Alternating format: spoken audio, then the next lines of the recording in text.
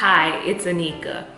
So I typically, for devotion with my children, I normally go over with them what I had in my own personal devotional time earlier on that day.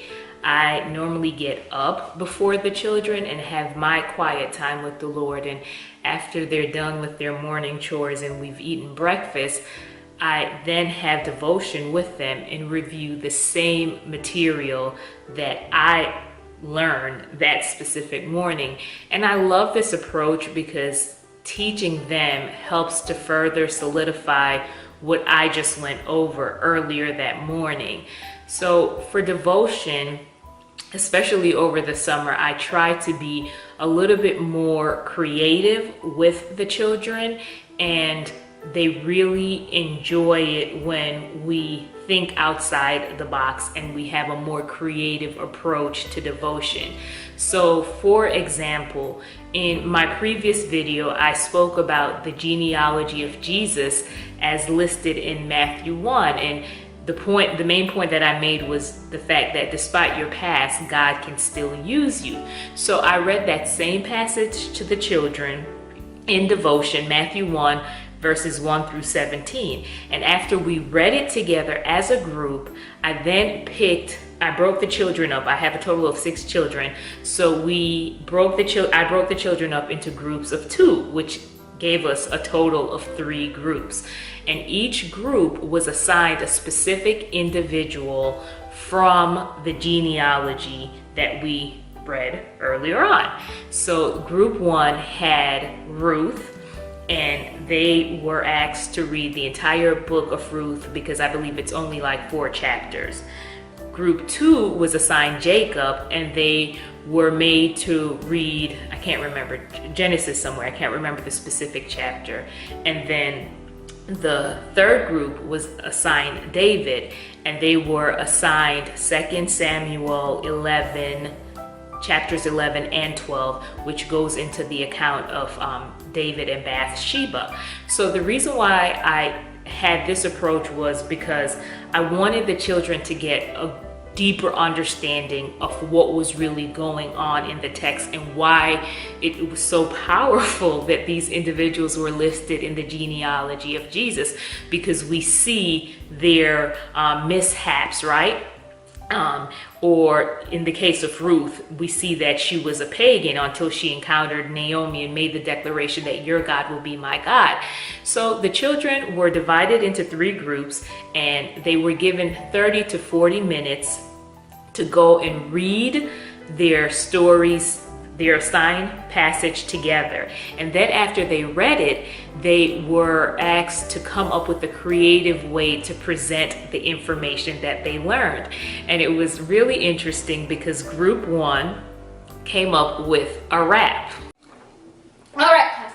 So today we were learning about Ruth and Naomi, and we learned that Ruth, she wasn't a Christian until she met who? Naomi. Okay, so Naomi and Boaz changed Ruth's life forever. And now, if you guys are still confused, we have a rap. All right, Legend, break it down.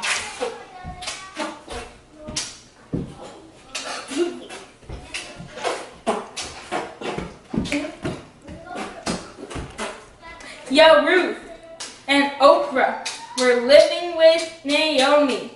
Oprah said adios and went with her folks. Ruth stayed with Naomi and was very faithful.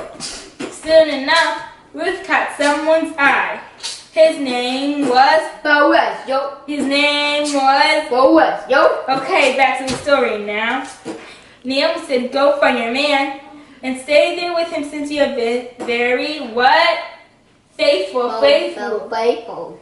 This is the story of Ruth and Naomi.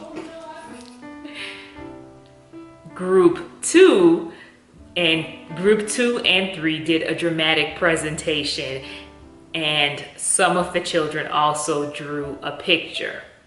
Go. It all started on another day when Rachel said to her son, your father is getting old, so it is time for him to give his blessing to your son, to your brother Esau. But I was thinking, how about you, Esau? So put on his clothes and give this to your father. Here's my food, Father. About a few hours later, Esau came along. He said,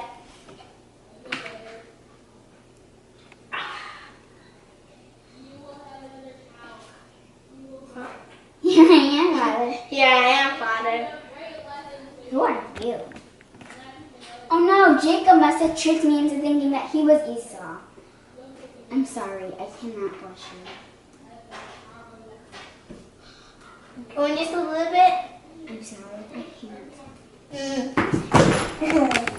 So now you will find out what will happen when Esau gets revenge on Jacob. Tune in next time. Bye. Who is that girl? That girl over there? Yeah. That is Bathsheba. He's Sheba. Mm-hmm. Okay. Who is that right next to him? That is her wife, Okay. Uriah. Uriah, his husband, you mean? Her husband? Yeah, her husband Uriah. Okay. Okay. He is a soldier in your front lines. Okay. Okay. Okay. You ever say something else, babe? What else do we say? You say, send him to the front lines of battle. Okay, send him to a fire. But King, most people that are sent to the front lines die. But put him in there. Okay, King. You're going to the front lines of battle. Okay, then you're in the war scene. There's a bunch of fighting going on. This person dies and this person dies. No, he dies on me. They both die, okay? Okay. Okay. Now, Master, I have very sad news. The guy that you sent to the front lines, he has died. Okay. You don't care? King. I absolutely love this approach, especially when we have an extended period of time, because I get to see as they present if the children really grasp what they just read.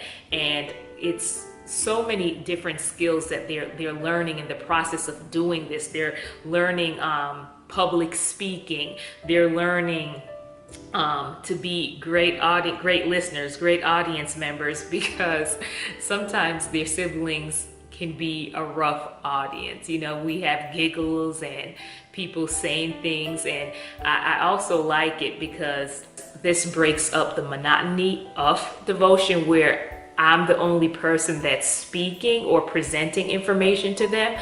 I think that it's so nice when they're able to hear from their peers, right, which is their own siblings. And it's just really just such a fun way. We don't do this every day because it is very involved, and you know, from the time that we read our passages and break up into groups and then come back to present, devotion can go on for over like an hour and a half, but it doesn't really seem that long because there's movement going on. And I really like this approach, especially for the younger ones, because this helps them to focus more because they don't have to sit there the entire time. They have the opportunity to move around. They have the opportunity to go gather the props for whatever they're presenting. So I just wanted to share this with you because I think sometimes we think that as parents that devotion has to be boring. It doesn't.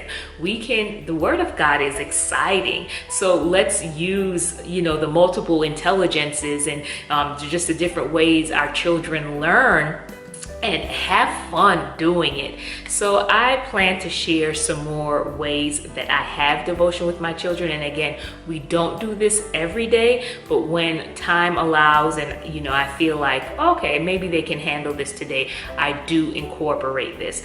So I, again, plan to share more strategies or ways that we have devotion in our household. Would love to hear from you. What are some of the things that you do to have devotion in your household? All right, thanks for watching. You be blessed.